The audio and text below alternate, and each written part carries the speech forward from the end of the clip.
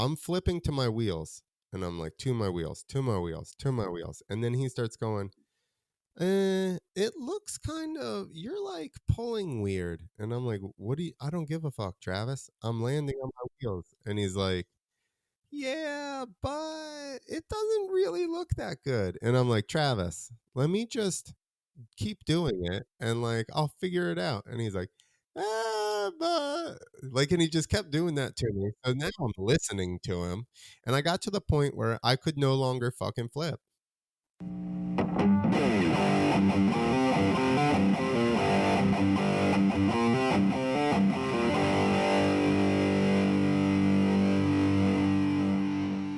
Welcome back, everyone. In this episode of Riders Lounge Podcast, I catch up with Clint Esposito, all the way from the US of A, to find out how he went from riding in some of the first ever events and finding out what is harder, learning backflips at Travis Pastrana's house or standing on stage and starting a new career as a comedian.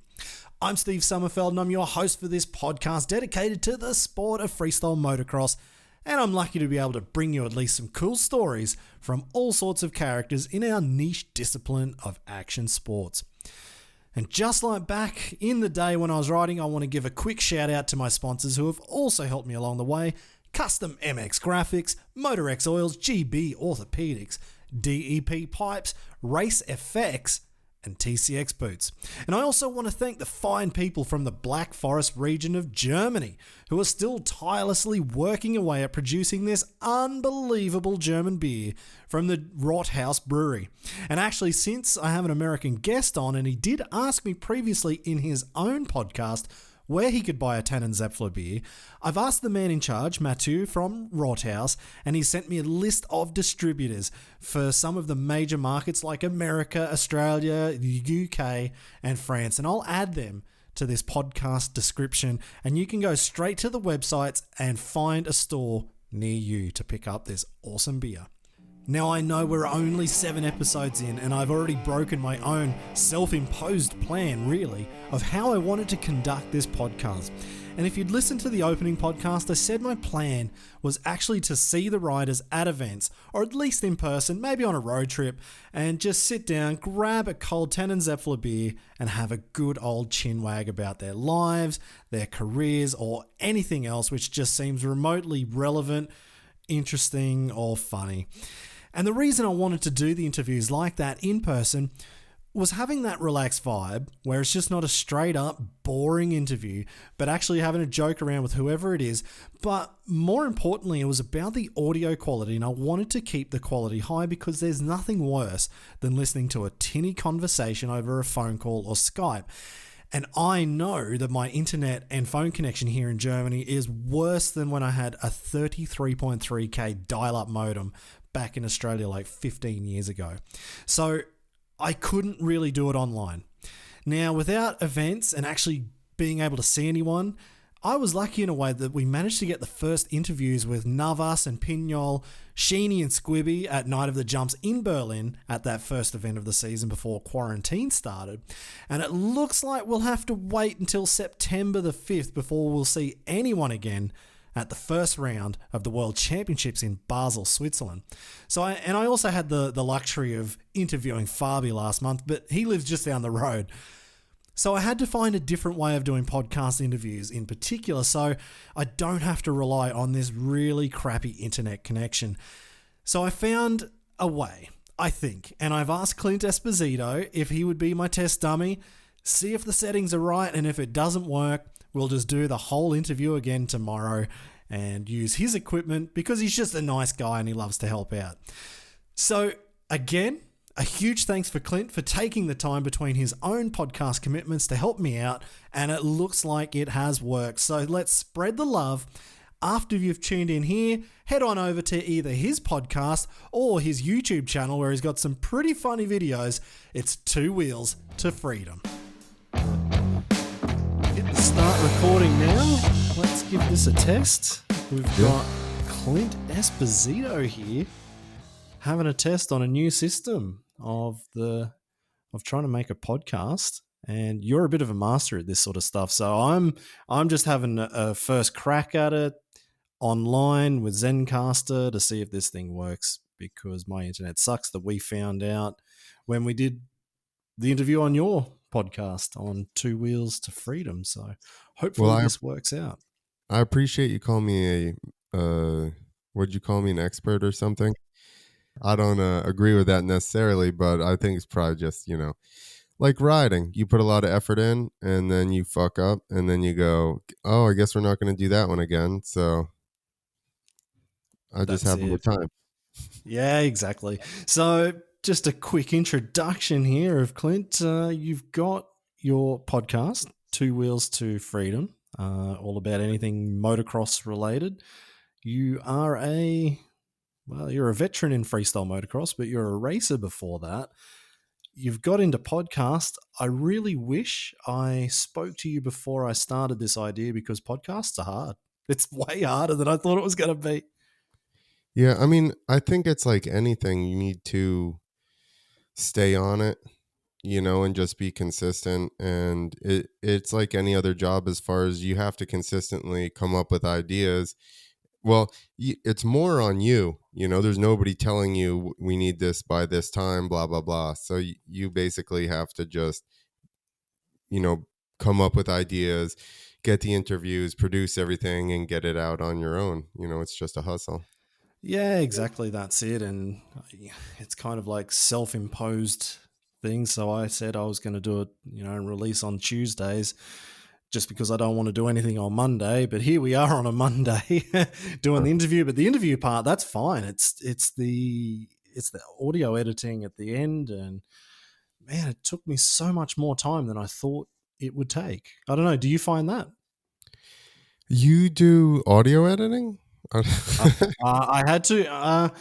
I guess I had some issues with the mics when I Oh, first bought them. So I was getting some pops welcome. and crackles and things like that. So I had to really go back through and find the problems and just eliminate those sounds here, there, and everywhere. So so See, you don't do any audio editing, right? no, that's most of our stuff is live, and even for audio versions, I pretty much just pull the audio from them, and then if there is, I've had people say, I need that section taken out or something like that, or I've had issues with stuff, and then I had to go and cut big sections out, but I never even pops and stuff like that long time ago, because in the Yeah, beginning it was horrible, Steve. If you listen yeah. to the first couple, I'm using OBS, which is just a free broadcasting system, and then the way I was even recording it, I didn't realize, like, I had no idea what I was doing at all. So you had to set the OBS up, I know the feeling. dude, and then you had to gather like all the audio and run it in, and I didn't know that you had to like set up this other thing in your computer so it would all aggregate the audio. And then I had a mic, a speaker plugged in, like a big full like PA speaker plugged in, so I had the audio run out of my computer into the speaker, and then I had a second mic that was recording that speaker. Whoa. Yeah. So then I finally got to the point where I figured out how to run the audio through the thing, and then it's still people on calls. So like now I finally got it figured out where the audio actually runs out of my computer, out of a jack, right into my mixing board, just like one of the other, like a mic would. So, but it took me a long time to get around to figuring all that stuff out. Whoa, you're on another level to me. I've just got a USB. Well, for this one, I've just got a USB mic and some earphones. And then when I'm doing the in-person interviews, it's just two microphones and a recorder. So I'm definitely on the basic end of the spectrum. If you've got full mixing boards and Well, the everything mixing going board on. I have is for podcasts. It even has its own SD card Okay. in the back. So basically, and it runs off a battery if you have it charged up, or I think you just put batteries in it. I only put them in it, and then it's just been plugged into my computer. But I could take this mixing board. It's got 6 ins, and then I could have 6 mics. It's got 4 headphone jacks. Ironically enough, I don't know why they left me too short. But it's got its own SD card, so we could record a whole podcast on the SD card on the mixer itself, and then it actually records the podcast in individual channels. So Okay. if Steve, if you get drunk and you're being a dickhead, I can just edit you right out. Well, that may happen. It could So, happen. so Any I'm one of just about to have my first Rothaus Tannenzaepfle. So anything can happen. Actually, we spoke about that. And I spoke to the guys at Rothaus, and I guess I'll do an intro anyway to this episode. And I found the distributor for America. So Uh-oh. you, yeah, exactly. So you can find some Rothaus over there. So where are you in America? Where are you based? I think I'm it's in New New Jersey. Jersey. Yeah, Yep. New Jersey. How are things going there at the moment? I'm not going to touch on the whole topic really, but how's it going? Are you riding a bike? Is that possible? Yeah, I've been riding I've worked the whole time. Oh, I okay. stopped going down to the shop. So I worked at a motorcycle shop, and then I also worked like construction, and I just do it periodically. I have flexible schedules so that I can do stuff like record podcasts and all that shit, and shows hopefully when they ever get open back up, you know. Yeah. But so I stopped going down to the shop because the shop is 45 minutes away, and it's in a worse area. That area had more cases. Yeah. So I just stopped going down there and just worked construction here the whole time. And seriously, I've ridden more the last 3 months than I have in the last probably 3-4 years. No way. Wow, Yeah. then you're doing well. You're doing pretty damn well. I'm Yeah. just riding private tracks, Yeah. so it's like there's friggin' 8 of us at the most.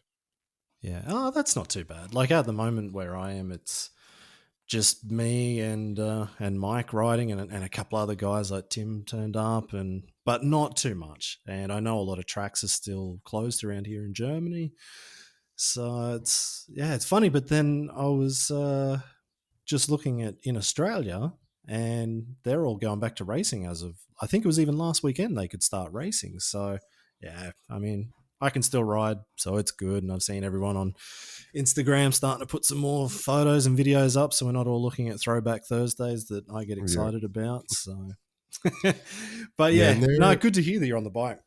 yeah, no, I feel, but my friend had said something jokingly. I was like, dude, this is the best I've felt in like 4 years riding, just because I've ridden more, than I had since I stopped, basically.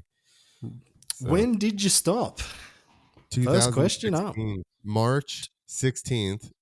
I Oh, don't, maybe it was 16th, 2016. It was definitely 2016. Maybe that's where I got 16 from.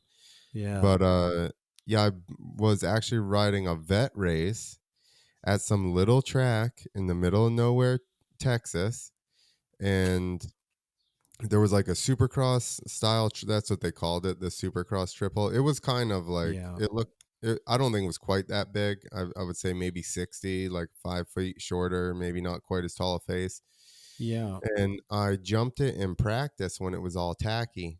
And then first moto, I got a bad start. Second moto, I got a bad start. Like, and there was not even that many people in the classes. So yeah, I just got hung up behind some people, and then it was kind of one line, so I couldn't get around them. The second one had some like younger kids in it. So then, third one, I figured out what I was doing wrong on my starts, and I wasn't like leaning down and getting my chest to the bar before they dropped the gate. I was still in the motion of leaning down, and then when the gate yeah. went, I had to clutch it a couple times.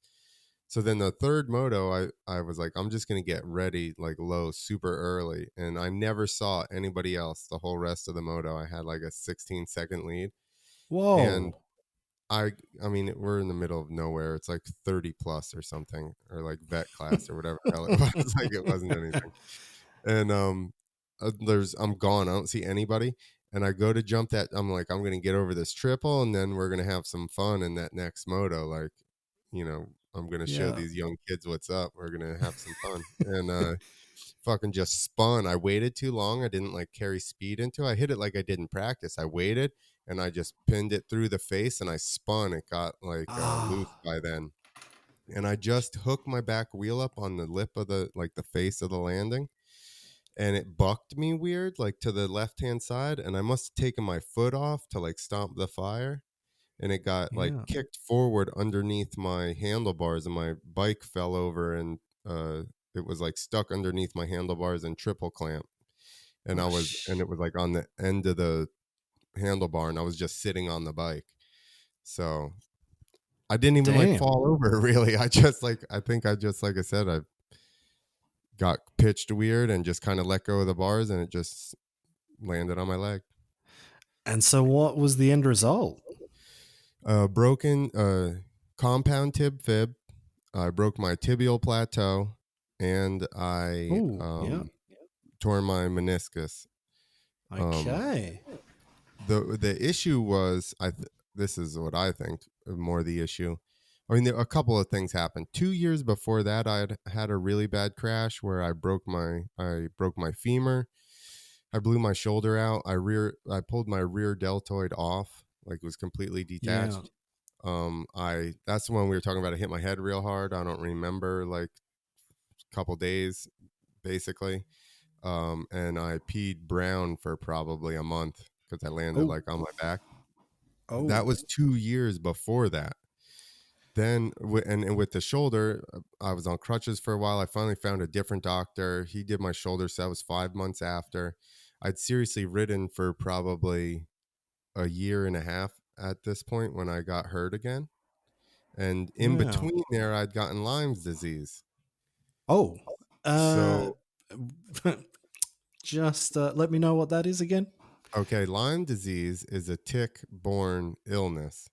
So Ah, basically, that's if you right. get bit by a tick, and it Yeah. becomes like Jimmy Dakotas just actually stepped away from racing because he has Lyme's disease. Really? Oh. Yeah, and it makes you super tired and stuff like that, and just draws you down super hard. Which you'll like this one. I brought this up to some other friends. I'm like, yo, I was telling the same story. I said I got Lyme disease in between, and my friends are like, yo, that's a government the Lyme disease was Oh made no, don't by the start. government and put into ticks in New York State or whatever, and that's why it's so heavy around here. And I look it up, and sure enough, there's paperwork about it, and I'm like, dude. Oh no. Oh, we're already into conspiracy theories and it's 12 minutes in. Oh no. So anyway, we'll get off of that. So my whole thought is that those things in a row, then I broke the leg, and they took me, it was Saturday night racing in Texas. They took me to some little ass hospital, and the first thing the doctor says to me is, "See, it's standard tib fib," and I'm like, oh god, I'm gonna have like a club foot after this. I'm gonna be dragging it around. So I fucking start texting the doctor that did my shoulder, Yeah. and I'm like, yo, I broke my leg pretty bad, and I want you to do it because I want to make sure my toes work and everything, you Yeah, know. yeah. So that was on Saturday night. Got to him on Monday. There was too much swelling, so we had to wait until the following week. So basically, it was 14 days between me breaking my leg and getting surgery. So Yeah. I think in that time is where I got the infection developed, and then I wasn't Ah. aware about it, and so I got surgery and everything, and then 2 months later my leg was so tender that I couldn't even touch it or anything, and I look at Yeah. the incision on the front of my shin where they put the plate in, and it's split back open, like the top No and the way. bottom are peeled, yeah, and the middle is just wide open, and you can see my tendon and shit. So then I'm like, Oh. so then I contact the doctor. I have to go back to the doctor. Then they give me a skin graft. They cut Yeah. a big strip of skin out of my crotch, out of my groin, and put it on my. So I Whoa. got like basically pubes on my shin now. But No way. well, no, I mean it didn't. It doesn't like Close take enough. that. But yeah, I mean it's a good joke at least. Oh man. Yeah. Oh, So then after that that, I was sucks. kind of So like, that was the it was end. a fiasco. Yeah, and I'm like, oh, I'm over it. I'm 36. I'm like, what am I doing anyway? Some of the fun had gone away from like, I love riding obviously, but Yeah. some of the fun had gone away from freestyle because I wasn't progressing and I wasn't keeping up with people. Yeah. with the sport itself. So like just doing the same tricks over and over every weekend was getting super old anyway, and it wasn't fulfilling to me as much.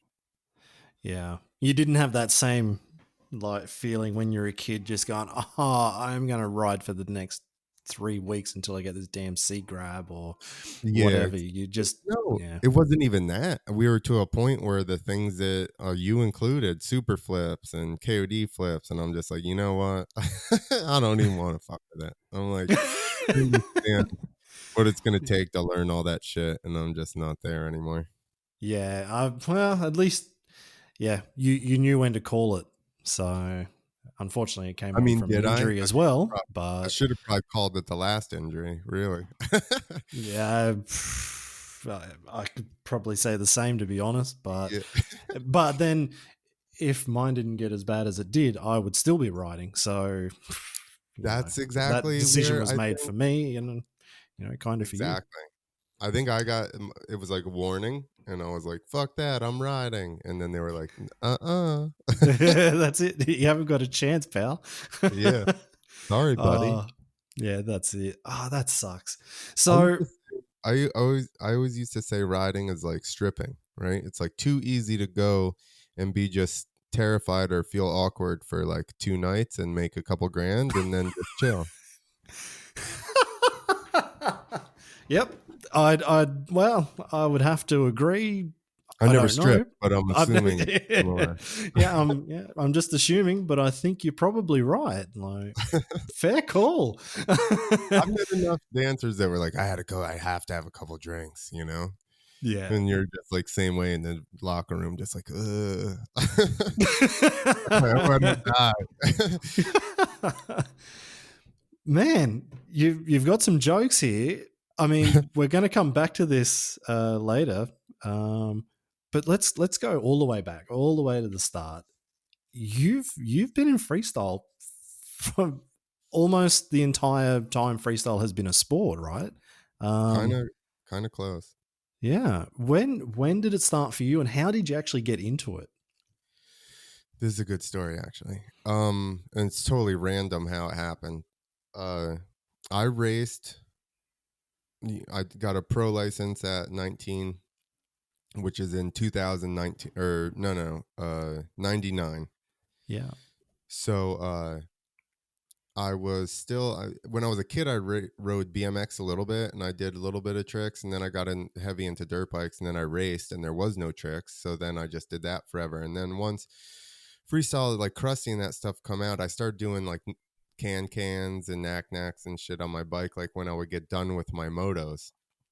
So I'd do my full 2 half-hour motos, and then I would jump the whatever the funnest jump on the track and do tricks. Well, the guy whose house that I rode at, Mark Pillion, is Yeah. he had raced Supercross and everything. That's why he had such a gnarly track. And the guy that books Feld stuff, or did for a long, I think he does. John Sigismondi books all the monster trucks and all that stuff. He was also from New Jersey, Yeah. and he was moving to Florida, so he was going to have a couple of guys in Florida, and then he had wanted to have a couple of guys up here to start doing Monster Jam. This is the first year Monster Jam has freestyle in it, period. Huh. They had 3 ramps. If you remember the real old Vans Triple Crowns and shit like that, where Yeah. those Yeah. wide ass red ramps, Yeah, we had, exactly. I remember them. we had the 4th one.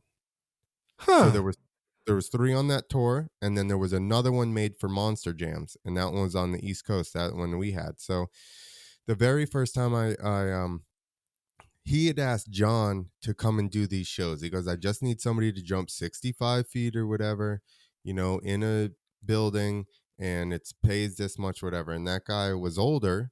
He was like my mentor basically in riding. He's like, I got a kid, I got a business. He's like, I can't be running around doing this shit. He said, but I have a pro level racer that rides at my house all the time that already does like no footed cans and cans and knacks and stuff like that. He's already doing tricks. So he connected us, and then they said, Wow. if you want to do it, you come down and test the ramp out, tomorrow or whatever it was. So we all went down to Robbie Wood's house which any Jersey locals is going to know that name, at least my age or around, because he was like a mini. He used to kill everybody on minis. And then the other guy was Chad Smith. He's also like a Jersey local legend dude. And the third Jersey local legend you're going to know, Derek Burlew. Oh, okay. This is the first time Really? this is the first time I ever hit a ramp. It's Robbie Wood, Chad Smith, Derek Burlew. He's on a No like way. 16 or 17 on a 125. And then John was there. Huh. And we went down there, rode the ramps with them, testing them out, started doing some tricks and everything. Rob had this huge fucking landing. We're like, this is sick, blah, blah, blah. So then Derek and I started riding together. Yeah. He didn't have a license, so I used to drive down 45 minutes, pick him up, then drive like 20, 30 minutes to this motocross track that just had a big dirt double in the back section. And Yeah. we just ride that double until there was ruts completely across the entire face of the thing. And that's where we learned like seat grab Indian airs and bar hops and all kinds of shit. No way. Well, you are a good guy to drive that far out to pick someone up to then go back and go riding. That was the only place I had to ride and person to ride with. But I mean, that's, right? You That's gotta what ride. it's all about, isn't it? You gotta drive a lot, if you want to ride there. Yeah, exactly. And it's good to have someone there to ride with and like just push each other. Man, so that's crazy. You were riding with Derek Blue right from the start. And because actually, I just put that video up of his crash with Alvaro yesterday or the day before. So it's just funny that you've said his name straight away. Yeah. Oh, And the first probably 2 years, it was me, Derek, and Hippie. Do you know Hippie, Derek's dad? No, I don't. You never brought him? No. You'd love his dad is awesome. So, yeah, it was just the three of us in trucks driving around these monster jams and shit. And then, yeah. So how did you get then from Monster Jams to FMX East? Because, when I did that interview with you, maybe 2 months ago now, 2 or 3 months ago for your podcast, and I'm just before we started, I was like, Clint Esposito. Where do I know that name from? And I just, Freestyle MTX, FMX East, and everything just started rushing back. And I'm sure, well, I don't know how many people remember the old freestylemtx.com website or FMX East, but basically that was your thing, right? All the way back then. Yep. Yeah. So I started doing the monster jams, and then that was only kind of in the winter, and the summer was slow. So somebody actually, Rudy Waller. Oh, another name from the past. Yeah, I mean, that's my whole career. So Rudy Waller calls me. I'm doing monster jams in the winter. And then I started, I built the ramps and everything. I had probably, I want to say at least one of the first 5 portable landings in the world, probably. I built it. I finished it in 01. So as far as I knew, there was that shitty wooden one on Warped Tour. Mark Burnett had a flatbed truck that like lifted up to a big safety over the top, and I don't know that, I'm sure it's very possible someone else did, but I didn't know of anyone else having a truck or a landing at all. Yeah. So I built that in 01, so everybody on the East Coast had to play ball with me at least for a year or two. Wow. So that's why I ended up meeting it, like I was exposed to everybody just because I got in so early and I had the equipment at that point. So then Rudy calls me and he's like, yo, since you got that ramp, because I didn't even have a landing at the time yet. I just had a takeoff ramp. Yeah. And Rudy's like, hey, I got a promoter that's doing a monster truck show in New York State. I'd already started FMX East. I came up with the name. Basically, my thought was we needed to be a big group and put out videos and stuff like that to promote us all together, because I realized nobody was coming to film us. So I was just like, be our own thing here. Yeah. So that was the premise for that. And then Rudy got me in contact with Rich Schaefer, who now runs like NHRA or something. But he was doing Okay. monster truck shows, and he would book them at like speedways. So I went to do that monster truck show for Richie, where I met, and these are names you're not going to know, Brian Manson, who books all the toughest monster trucks, and there was another series he did. So I ended up riding for him for the next like 13 years. Like I did all of his freestyle motocross. The track Whoa. that we went and did the monster truck show at, the dude that owned that track owned the whole dirt car racing series. So I Huh. talked to him. So then he started booking us at like a show in New York State on Thursday, one on Friday, one on Saturday. Or we'd even like 4th of July week, dude, we'd do all week. Just a different track, like a couple hours apart every night. So Damn, that's like how I, that's a real job. yeah. And I was 21, 22. I had a cell phone and truck insurance. You know what I mean? Like I was making bank. Wow. Hey, the glamour.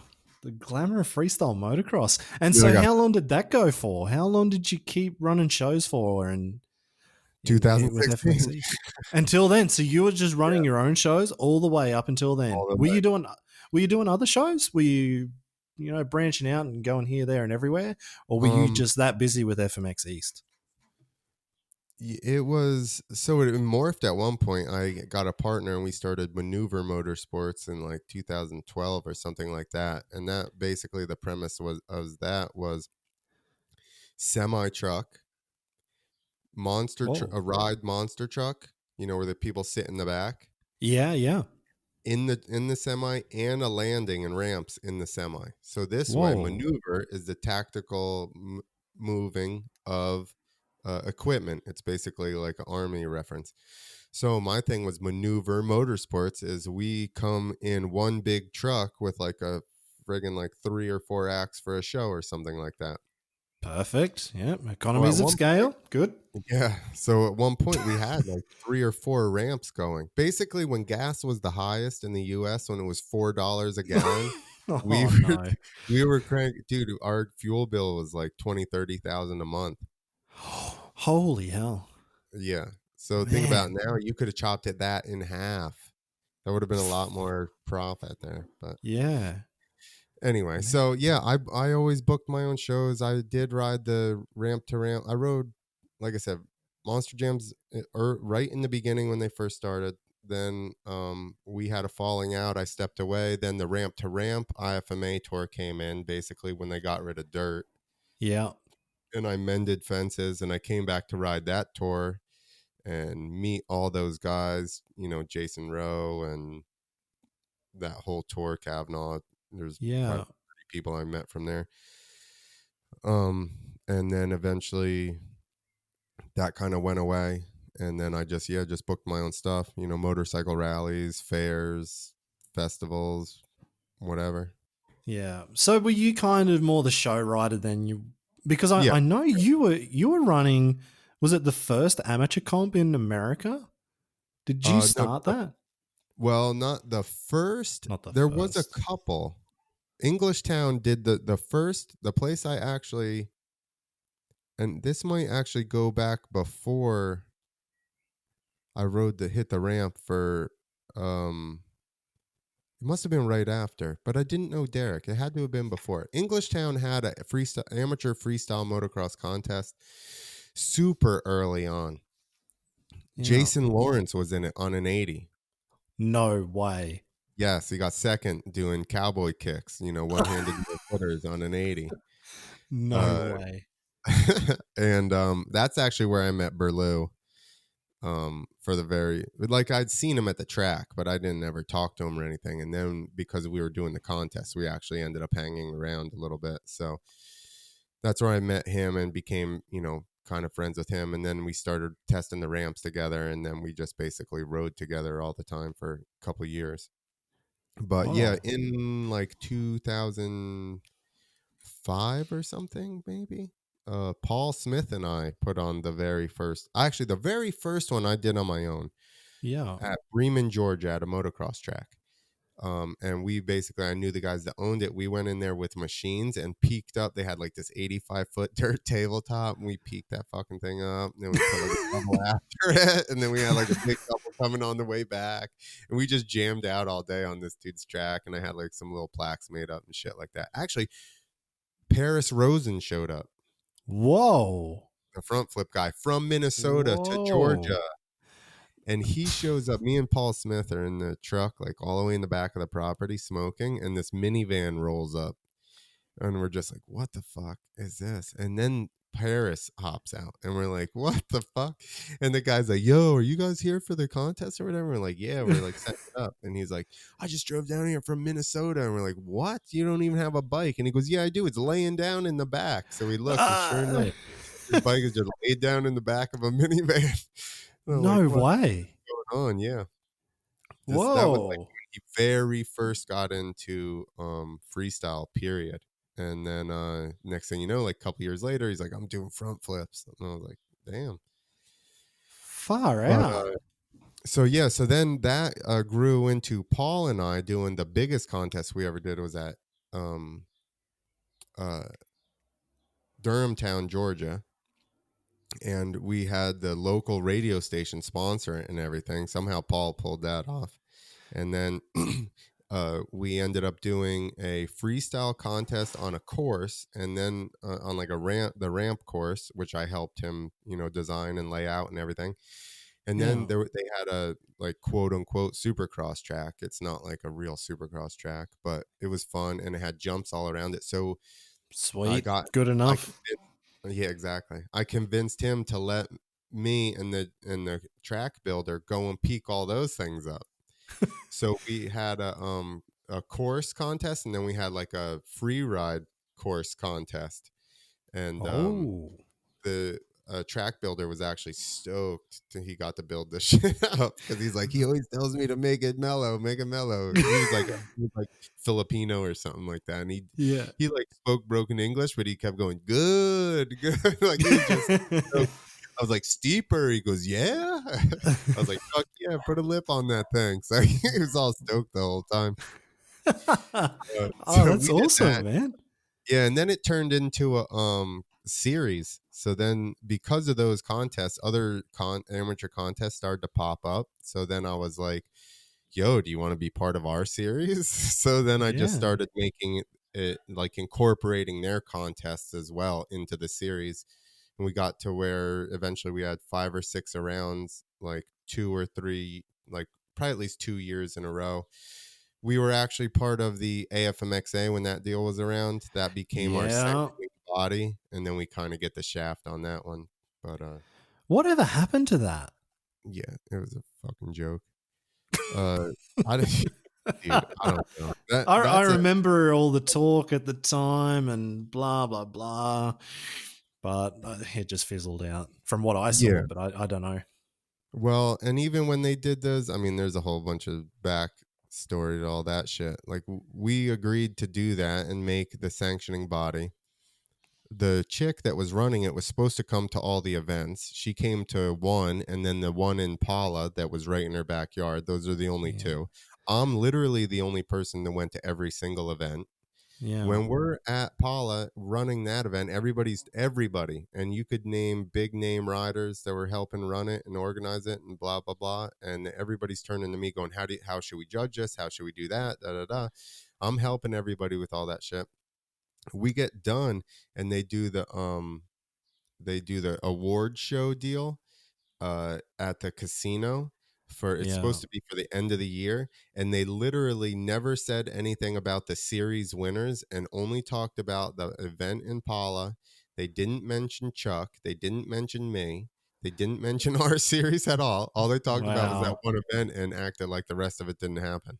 That's crazy. Just to remind people that are listening, what was the AFMXA? No. Yeah. Is that it? Yeah.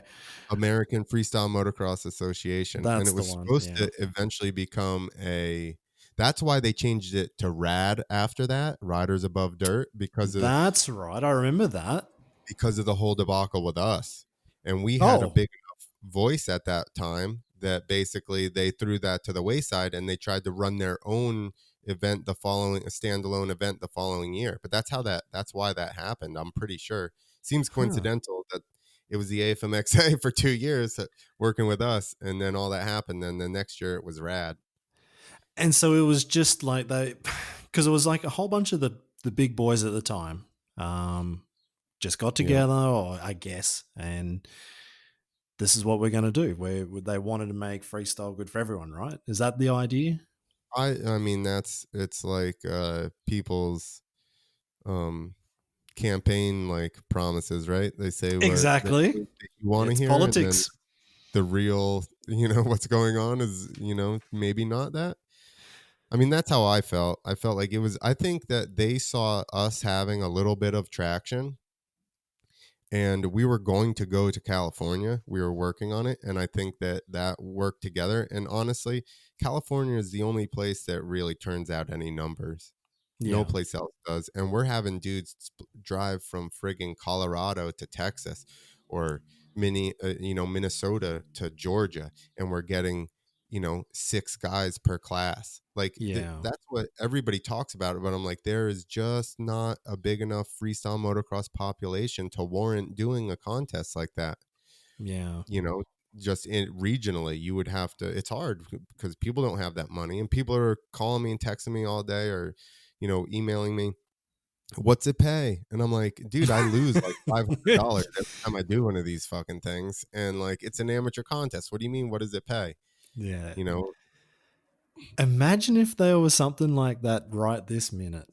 Imagine if there was an event, just something would be unbelievable. You'd turn up there, you'd drive across the country to get to it right now. Like, I remember when Well, we did ours in Australia, like RFD, they started it because there was a couple of comps going on. There was Narrogin over in the West Coast, and there was a couple on the East Coast, but there wasn't too much, and it wasn't like anyone could get into it. So RFD started it, and then it was the AFMXF something, I don't know, can't remember. But yeah, I mean, I remember we used to, I think it was $50 entry fee, so we all just put $50 in the tin, and the winner took most of it, sort of thing, and the rest just went to the bar, or at least the winner had to pay for the bar. So that's all we did in yeah, Australia. we But yeah, we had novice, amateur, and like a expert class or whatever. And I think oh maybe eventually we did have some kind of purse or something for the experts, but it was small. I mean, nobody, like I said, nobody got behind us as far as sponsorship or anything like that, and we weren't turning out, enough numbers. I think that's what yeah, happened with the AFMXA and Rad after that. Like you're not pulling big numbers for that, big enough for anybody, to be.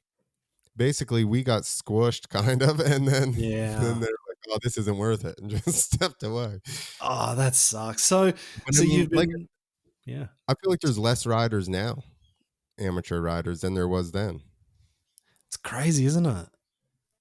Yeah, But prices then, here have gone back up. yeah, yeah, because there's not so many. It's just Yeah, supply and exactly. demand, isn't it? It's supply and Yeah, demand. So, yeah, it's just the natural way of things, and yeah, less people, it sucks, but it's better for the ones that are involved. But when there's and more they got people, then airbag, there's more opportunities. and they got Oh, airbag landings. They got yeah, they get paid well, more, and it's safer. What the fuck's going on? yeah, I know. We're 20 years too late, or too no, we were 20 years too early. Sorry, Yeah, to start all this. Like, oh man, I wish I could ride an airbag landing, and just my career could go until I was 60 or something. I Like, know. you don't even need suspension. You don't even need to talk to a suspension expert. You just land on an airbag. That's perfect. Oh man, I'd feel so good. My ankles would be perfect. My knees would be There's, perfect. there's at Oh least one in that one that I told you where I did my shoulder and my femur. That one I jumped off and landed right on the top of the landing. So imagine an airbag. It would have been. I still got ejected off of the landing, so maybe yeah. I would have been bounced like twice as high and then landed on the ground. But You'll never know. You'll never. never know. I mean, it does. It sucks. I wasn't gonna ask actually about the airbags, but give us your opinion. What are you thinking about them? I think that it's really easy for people that did what we did to be like, oh, you guys are pussies. But Yeah, I can guarantee you 150% I would have had an airbag. for sure. You know what I mean? I'm not proud for that. I'd have been like, what is this? And it's cheaper. And I don't got to weld shit. And it's going to be lighter going down the road. And it's smaller. It's not a big air dam. Yeah, sign me up. Yeah, exactly. So definitely in terms of running shows, with your trucks and everything like that, if you had an airbag, you would be all over it. Yeah, What for about for sure. training? What about I, for, all that sort of I mean, stuff? yeah, no, 100%. And here's even the thing that I've said with flips.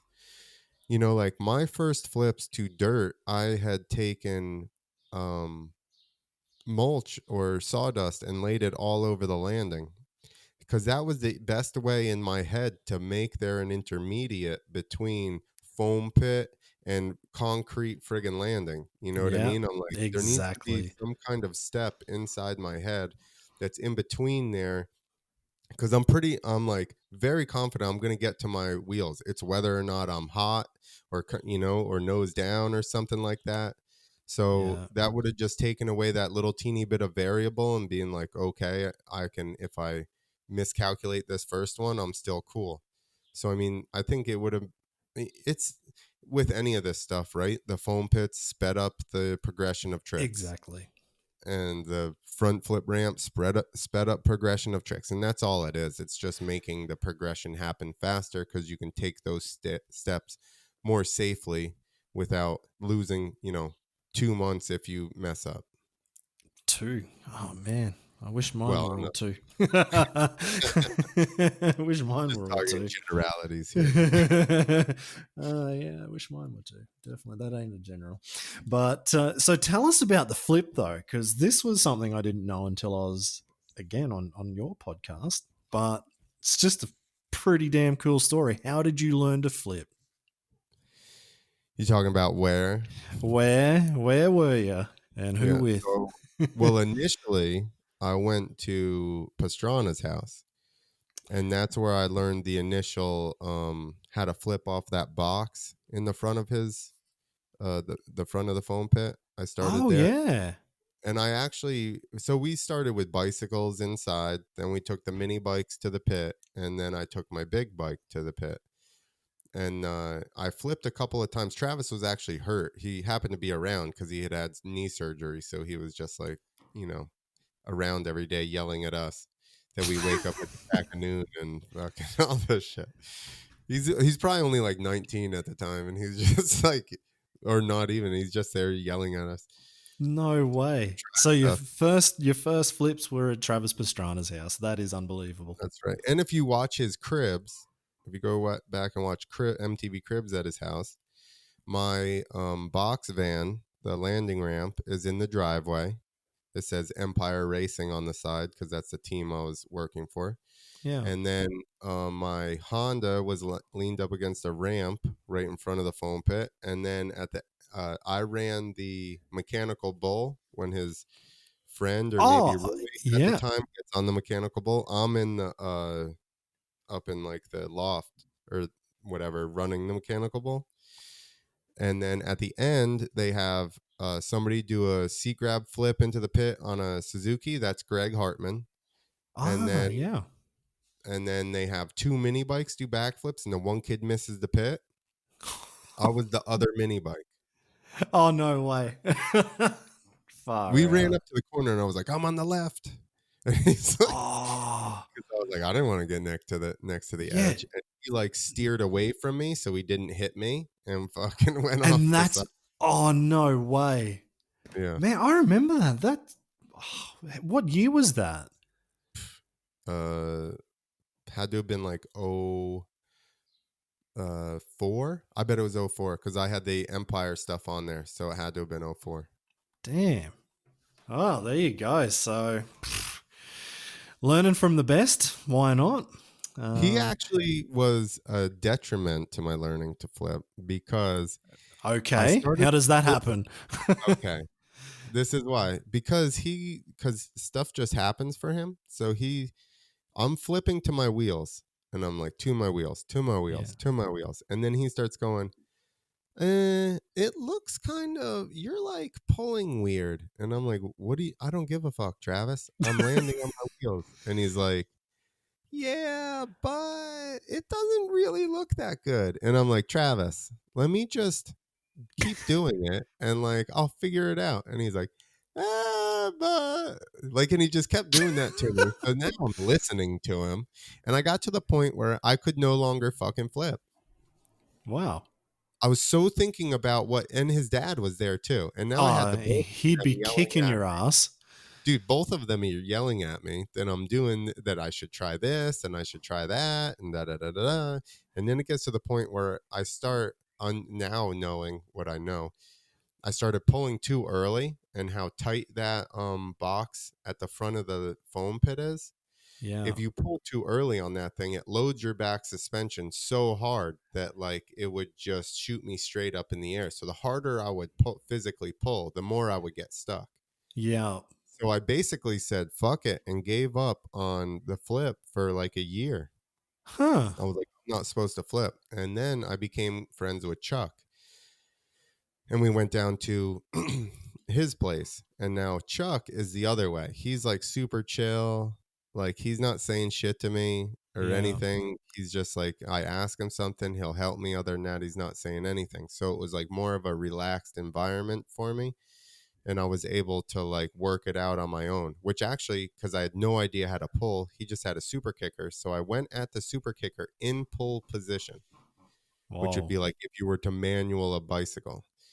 So I Oh, just stayed no. back like that and rode off of the ramp and would come down almost like my bike would be totally vertical versus like, so you could almost flip that way on a fucking super kicker. Wow. So that's That's actually, crazy. so once I had that in my head, okay, this is the position you need to be in to pull on the ramp. Then I could ride at the ramp in a normal body position and then go, okay, pull. And then I would know how to put my body. So that's how I Yeah. actually trained myself to pull correctly. And then I went right to 75-foot ramps. Okay. Wow. So straight from, I mean, you didn't muck around then on the super kicker, just straight into the 75. I literally did the super kicker,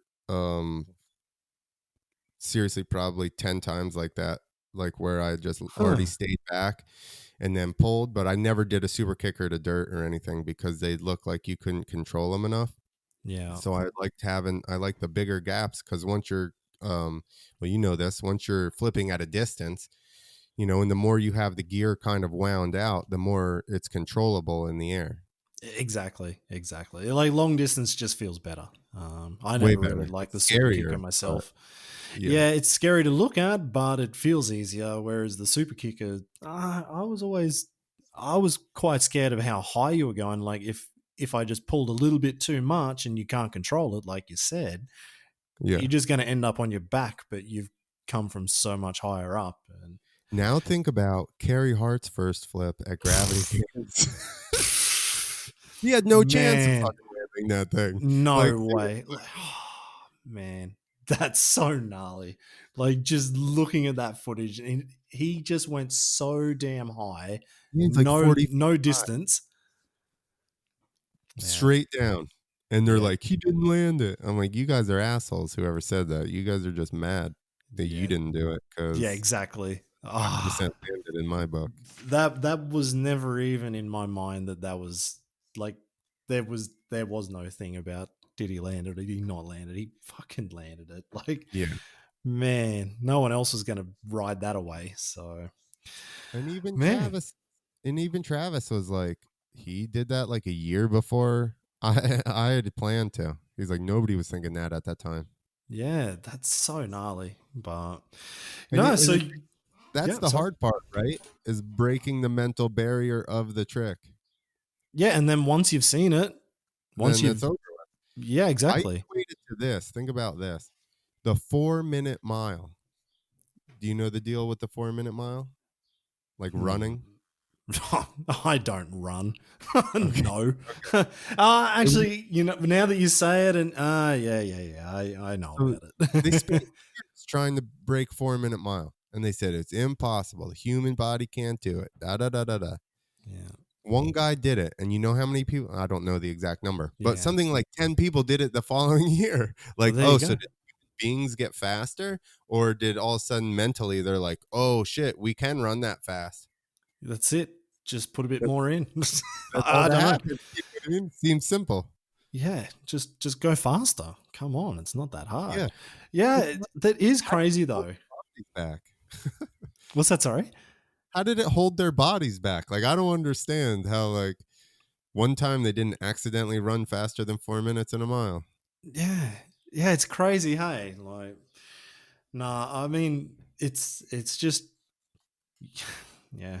If you've seen it done, you know it's possible. And up until that point, I'm not sure here. I mean, for freestyle, that's relevant, but for running, they should be able to just run anyway. But I don't You know. would think so. Yeah. Uh, yeah, there you go. So you've gone from learning to flip with Travis, you've run shows with FMX East, you've run competitions, you're also making heaps of videos. And then, like, I was going through your website and the old bio there, you're in a whole bunch of the M80s from way Yeah. back in the day as well. I'm like, hang on, this is really starting to flood back because I used to watch all the M80s on Fuel TV nearly 20 years ago. Yeah. I was like, man, you've done that. You've done movie work. What's the best part of the career? Like, you've done some pretty cool stuff. I mean, and as proud as I am to say, you know, I helped produce anything that you watch on M80 that was an East Coast guy, young or East Coast, like anything, Youngstown Scene Check, Brody Wilson, Greg Hartman. I produced all those basically. So Wow. we were doing my first video, staking our claim. It was basically nobody from out east did anything. So Yeah. it was FMX East staking our claim. We're filming that, and then my camera guy goes on what the hell is that thing? Everybody Craigslist or something. Oh, yeah. And, Yep. and finds an ad saying extreme sports footage wanted for Fox Sports show. So he wrote, it was Adam Barker, the guy that made Fresno. Oh, okay. He wrote, Cool. he made the ad. So Kyle ends up writing him and is like, hey, I've got some guys out here, you know, we're doing videos, this and that. We'd like to, you know, send you some stuff. And he's like, you know, doesn't know who we are. So he goes, send me some footage and, you know, I'll look at it. So we sent him the footage from my first video.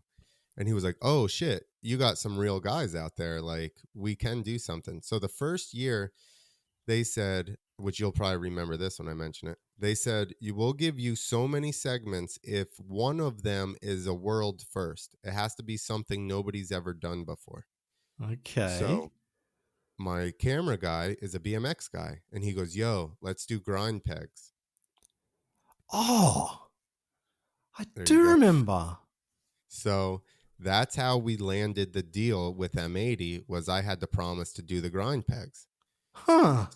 So then we built the grind pegs. We filmed that scene. Once we filmed that, then Adam goes, okay, here are the other ones you can produce. Wow. So then I got all the other guys. So then for the second video, we did the same thing. We shot all the footage and he got all the footage. Basically, he had to be able to release the footage before the video came out. Yeah. So he basically paid for my camera guy to fly around and film for me and stuff. I still set up all the photos, you know, the video shoots and everything. So a lot of the scenes in both of the movies are same footage or from M80. Huh. Man, that's crazy. So So then you've circle around to now, I started doing comedy and Adam Barker started seeing it and he's like, yo, this is awesome. I love that you're doing comedy now, you know. So then I said, I actually have some moto jokes and stuff. And he was like, what? So then he goes, send that to me. So I sent him some of that stuff. So then he's like, at the times he was in talk with somebody for Baco to get picked up. And he goes, Baco's looking good. He goes, if it gets picked up right now, I'm going to circle back around with you and have you help me write. huh. So he circled back around. They said they were going to pick it up eventually. Obviously it fell through, but so he started sending me the segments of it, like acts of it, and having me go through and mess with dialogue and stuff. And then he's like, okay. So then it progressed to now he and I have pretty much, there's a whole new script for Baco now. We did away with the one that he had originally wrote, and now we did this one together. From like, he gave me a whole layout and then goes, okay, write these scenes and these people in or whatever. So I'll write out what I think it should be and I'll send it to him, and then he'll like merge it with what his original vision for it. And he said, he's like, I do that because you may pick something up or point something out that I didn't think of. Yeah, for sure. So now, like I said, we've got a full new draft of Baco, like going out to some big people probably today. Oh. So a bit of an exclusive there. Yeah, Nice. today or tomorrow, the full a full new write up, which I'm gonna say we've been going back and forth, and I'm like, dude, this is an epic fucking movie if it gets made. Like, there's a lot of If it ever gets made. if it ever gets made. I think obviously now seeing what he has done already, Yeah, uh, for sure. there's a much better chance of it. He pulled Fresno off, so I'm sure now with the connections that it'll be better. But just even the list of cameos we're trying to get and the characters that are in the stuff. Yeah. And then we're including, like, you remember Fresno had a little bit of action sports stuff in it. Well, the Yeah. action sports scenes are going to be like pumped up, and I don't want to go too much, but it's going to be Yeah. fucking epic. Man, I that's could so probably, cool. once we get it, I'll clear it with him. I'll get you the script or whatever, and then you can read it and at least be like, dude, what the fuck? Man, that's so cool. Thank you. I'm not funny enough though to give you any tips. So That's fine. You know what? Like we were talking about, having it in everybody's ears is probably as much a help as anything else at this point. Yeah. We need people to be kind of, ready for it. No, that's awesome. And how long have you been working on that then? We started last year, and Okay. then something happened, and then he had some other, like business stuff come up. So then he basically got sidetracked, and he's just like, life and this and that. So really, so do you know when I did uh the Fresno Smooth viewing? Yeah. This whole new script has been written since then. Real that was only like 1 month Yeah. ago or Yeah, 5-6 weeks or exactly. something. Yeah, probably a month ago we started writing this. We had a first draft in a week. Huh. Like, he's basically like, yo, if Racer X, because Racer X is about to put an article about Fresno out. Cool. As soon as they told us that was happening, he's like, we need to have the new script done before that gets out. So that way, if any, like momentum is picked up by that, we're already ready to go. So we've Yeah. just been jamming since then. And Wow. I'm like, dude, I don't know how to write. He's like giving me shit about formatting stuff. And I'm like, Yeah. I'm remedial, which is like, the slow kids in school. Yeah. And now you've got me writing all this stuff. Like, fucking, he's like, yeah, I did throw you right into the fire, didn't I? And I'm like, yeah, kind of. It's like, uh but send it over for the formatting and spell check. I'm awesome at that part. Easy. Man, if I can fudge my way through 6 years of university without really listening, I can format something. Like, that's all I learnt from uni, was just write what they need to hear or see or read. So, yeah, man, that's so cool though. So when are you thinking, like, when do you think this may come out? Like, when could we possibly see it? I don't know. It really depends on if it gets picked up, how soon. I guess I'm assuming the first thing is, and this is all Adam's department, but I'm assuming the first thing is locking down your talent. Mm-hmm. And then once we have, some key players as far as actors and stuff like that, then we can go after trying to get it picked up. sponsors or uh, I don't really have any idea how that works. Studio, I don't know. Does Adam have a studio? I don't know any of that. So I really timeline wise, I don't know. I know he's fired up about it right now, and we're like full go. So hopefully, you know, soon. Man, that's awesome news. That's so good to hear. And So, I'm telling you, it's gonna be like mainstream epic, like National Lampoons type of, you know, super funny stuff happening all the time. yeah, At this point, we've got kind of a full thing down, and I'm basically going through to try and punch up all the dialogue, yeah. kind of, just to make sure that everybody's back and forth is like witty and just like a little bit off, so it's fun. Man, that's so cool. So, well, everyone get out there and make sure you get it when it's out. That's awesome to hear. And you and I How may have stuff coming up oh if all this stuff gets sorted out we won't talk about it, but oh we can oh allude hey. I like to it. secret squirrels. I don't know about it, but you can tell Yeah, me you later. did talking about at the Ah, event. that's right. Yeah, I don't remember from back then. Maybe too many beers. Maybe one day instead of what we were talking about, it'll be Baco premieres at some events in Europe. Exactly. That would be awesome. So, well, that was the next thing that I wanted to ask you about. Like, you've moved now pretty much, I don't know, it's not full time, but basically you're fully in the MC game. You are MCing these premieres. Who was it? Moto? Was it Moto 9? This is No. Moto This or is Moto. Moto Co. The movie was This is Moto. Yeah. But yeah. So once they get a new movie out, then I'll be running their East Coast premiere tour, and basically, like you said, hosting it and just making sure the movie plays. It'll be fun. It'll be like putting on events minus having to deal with athletes. It'll just have the movie plays. Apart from, you don't have to worry about people crashing, you don't have to worry about motorbikes Show going through fences and whether they just turn up. Yep. Perfect. Sounds Yeah, easy.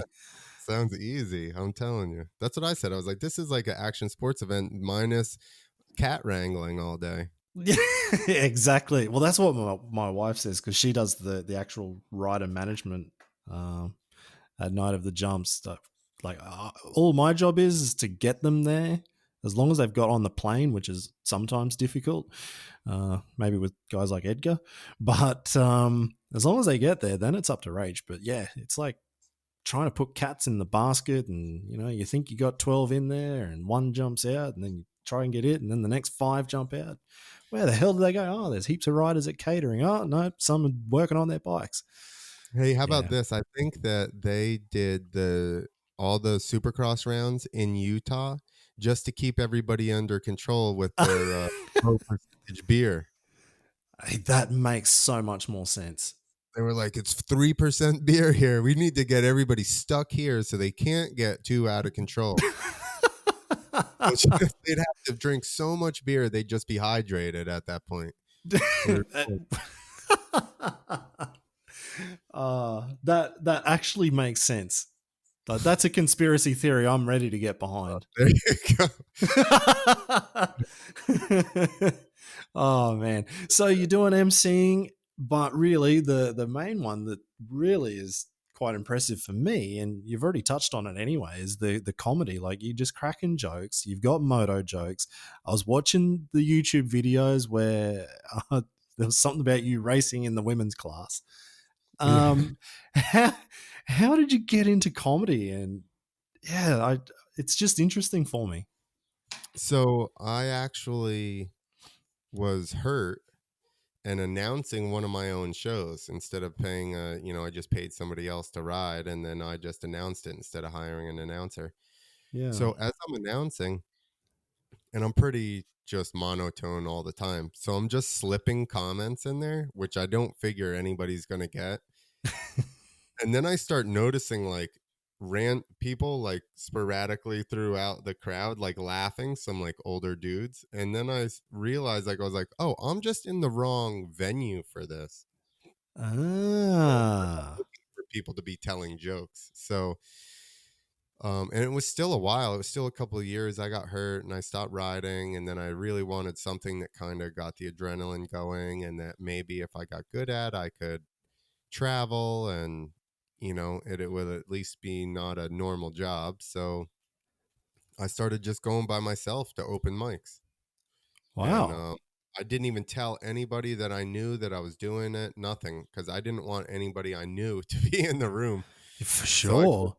going by myself and started doing mics, and then eventually I just became friends with the comedians and stuff, and now I just go there and hang out with those guys. But yeah, and it's not like I'm like fucking Dave Chappelle or anything, or even Aaron Berg, you know what I mean? Like, but I have a lot of fun doing it, and I'm progressing, and I have coupled what I did with freestyle. Like, I'm just running it the same way as FMX East was. Okay. Deal with the venues. I book the show. I have the PA system. I put myself in the show, and then I hire other, you know, artists, whatever you want to call them, to do the show Ah. with me. So basically, it's the exact same format as when I booked freestyle shows. I'd So book the show, I'd ride you're it, and then other guys. you're actually even booking the whole show. You're not just turning up to, like a comedy club that's on every Friday night and whatever. You're actually making them happen, making them happen. Yeah, I mean a little bit of showing up to other places, but a Yeah. lot of them you gotta get past that and this and that. And honestly, I'm like kind of it depends. Some of there, it's like anything else. It's clicky, And Yeah. I'm like, especially right now in comedy, I'm a cisgender white male that's all like friggin' bald, and you know what I mean, to work out a bunch. So I'm like the fucking enemy in this crowd, kind of. Oh, So no way. I've figured out. Cut your fenders and run the baggies, mate. Just Yeah, exactly. Exactly. I'm just like, fucking, I'm going freestyling. But now I'm like in with a club by me that I really like the owners. We get along great, and I've started to work with them now and actually help them book the shows. And and that's actually who I'm going to do this podcast with. It's his podcast, free the Free Thinkers Society. You could get into this one. whoa. So Whoa, here we go.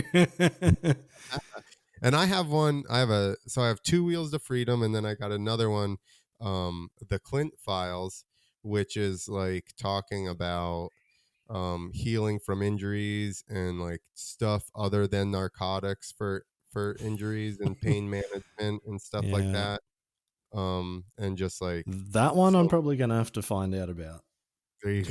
Try So and yeah, try and get the pain medication happening or and I've something. talked to the doctor that did my shoulder about being on, and I talked to another doctor did a neck surgery on me. I had two bulging discs and one herniated in my neck.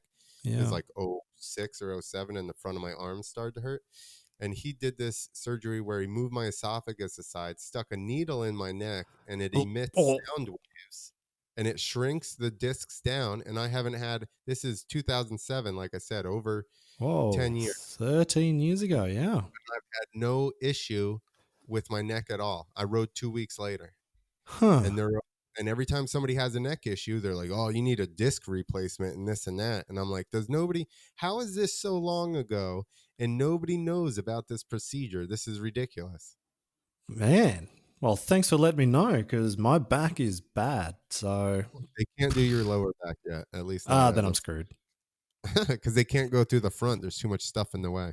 Yeah, well, for me there is. Yeah, I think I'd have to do a bit of workout or something if they're going to try and get through there. But You're worried about jabbing your fat, Steve. They don't want to pierce the. oh man, so man, that's so gnarly. So what's the hardest, comedy or freestyle motocross? Getting up on stage, or at least those first times, like when you said you didn't tell anybody and you turned up. Like, what's harder, trying Yeah, but comedy for the first time or jumping a ramp? everybody always says this, and I'm like, listen, it's easy, because and this is how I even broke it down in the beginning, like bad night of comedy. This was actually one of my very first jokes. It's like bad night of comedy is like my ego's just hurt, Yeah. and a bad night of freestyle motocross is you wake up in the hospital and your ego's hurt and your leg is broken. You know what I mean? It's not the same thing. I I can deal with just being disappointed in myself, but exactly. I don't think my ego is normally hurt when I wake up in hospital though. Like normally I just did somebody get the video? Like can I see the have video? you ever, okay, maybe not when you knock out and you get in. How when you crash and you're fully aware the whole time, and then you're just like in front of 7,000 people, like, oh, I'm such a dick. I'm an idiot. Oh, Actually no, I did have one good crash. kids are Back like, in you back dude. in Australia, I went out. I don't know.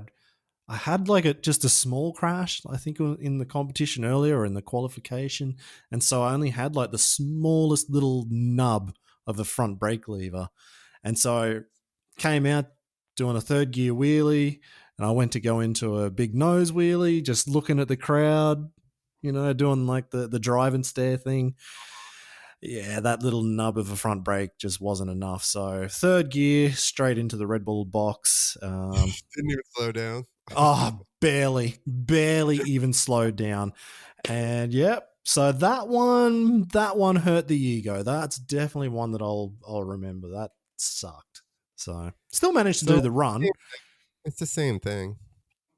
I've done Yeah. the same thing. Come out, tried to clear my bike out, concrete floor, went past the ramp, and there was like oil on the floor. And then next thing you know, I'm just sliding into the crush cars, and I'm like, I didn't even jump anything. Like, what an asshole am I that I just in intro and I haven't even done anything.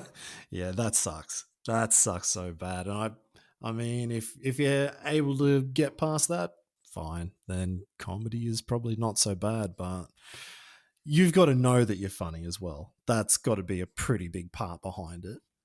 Sometimes people stare at you like you're not. True. But I No, I mean, mean, here's the thing with all that. Like, if a set doesn't go over, a lot of people, sometimes not older people, but people new to comedy will be like, you guys suck, that's funny or whatever. And I'm like, I always take it as I didn't approach them right. I didn't yeah, use the right material. Like, I did not convey my point correctly in yeah, some way, and that's why they're not laughing. So I just take all of that stuff as learning. yeah, If they're not laughing, and then I go, okay, where did I go wrong? I should be more diligent about actually watching sets yeah. to see all that stuff.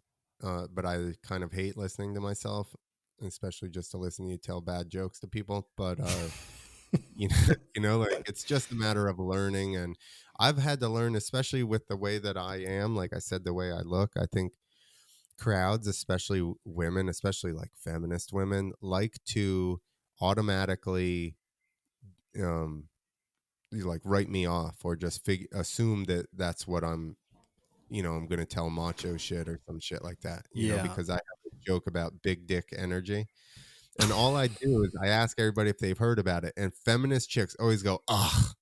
yeah, So I was just yelled at this. The other thing that helps in comedy is you have to point out your own flaws. If yeah, you call things out, then it's easier to be likable. So I'll be like, why don't you listen to the fucking joke? Like, it's not even where I'm going. And then it like snapped her out of it a little bit yeah, because she thought for sure the whole joke is not that I have a big dick. That's the whole point of the joke. You know what I mean? But she was just mad about it in the beginning. yeah. Oh man, I suppose you got to deal with hecklers though. That'd have to be the toughest part of the job. Sometimes they make it easy, dude. Sometimes If it's somebody like me who, like I said, I'm not even that good, I just wouldn't even be able to think of something funny. You'd just people are just rinse me. wasted at the back yelling ridiculous shit at you, and then you're just like, guy, you're making this like way too easy. Yeah. I've definitely had 10 minutes of just making fun of the drunk guy in the back of the room, and everybody's just dying. Perfect. And Easy. what makes comedy good is if it's funny and relatable. And it's kind of like a cheat code. If you can pick something out that's happening inside that room right now or on the wall or whatever, that everybody can look and go, oh, fuck, that is true.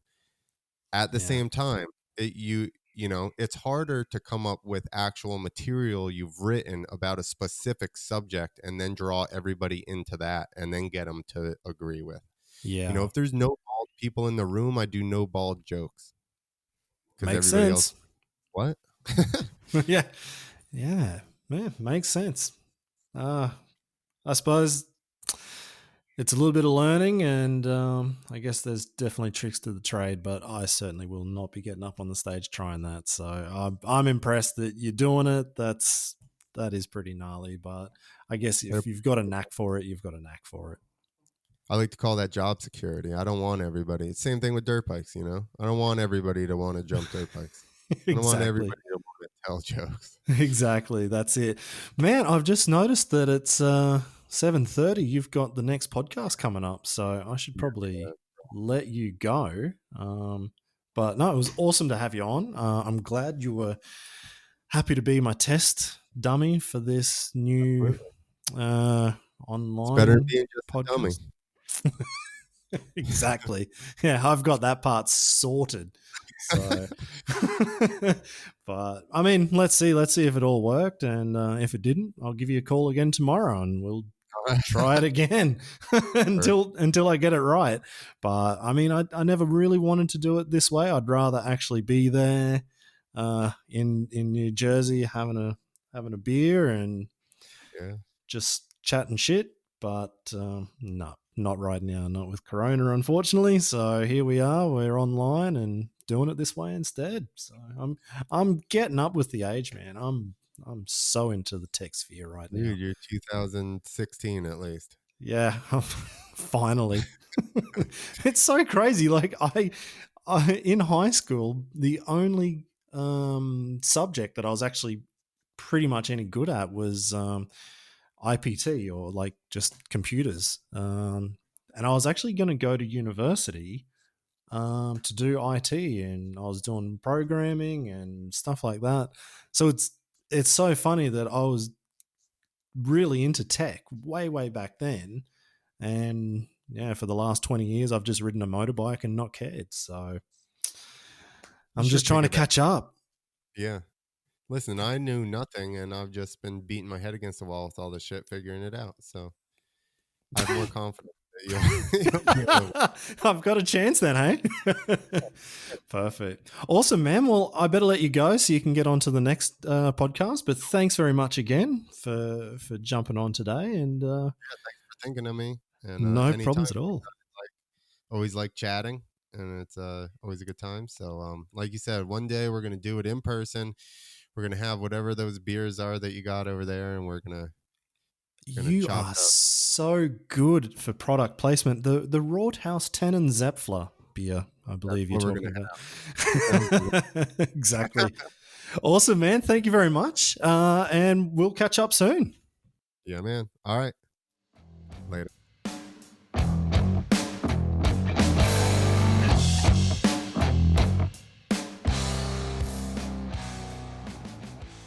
Now, I don't know about you guys, but I think this new system has worked. So let's say welcome to version 1.1 of the Riders Lounge podcast. I don't know what version 1.2 or 1.3 or 2.0 will look like, but hey, we're stepping into all new technologies, which everyone's probably used for like 10 years.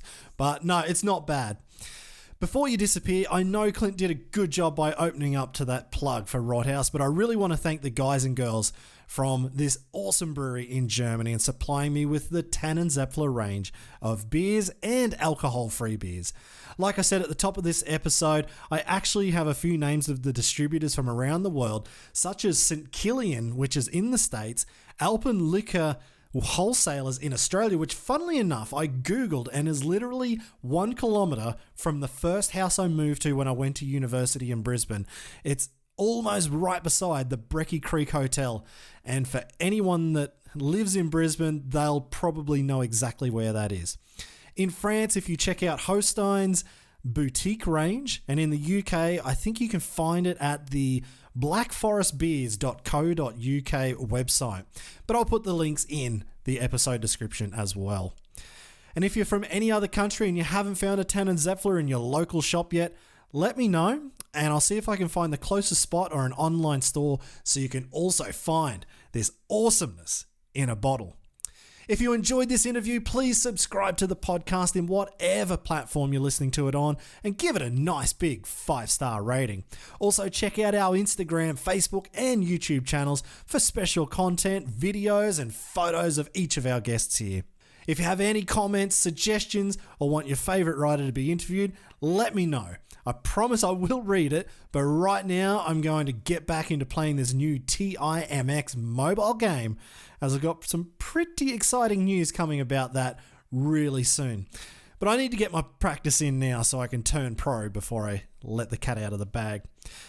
And it's funny actually, because I used to do game guides on GoldenEye on the Nintendo 64 with my mate Lachlan Ingalls when we were like 15 years old, way back in the 90s.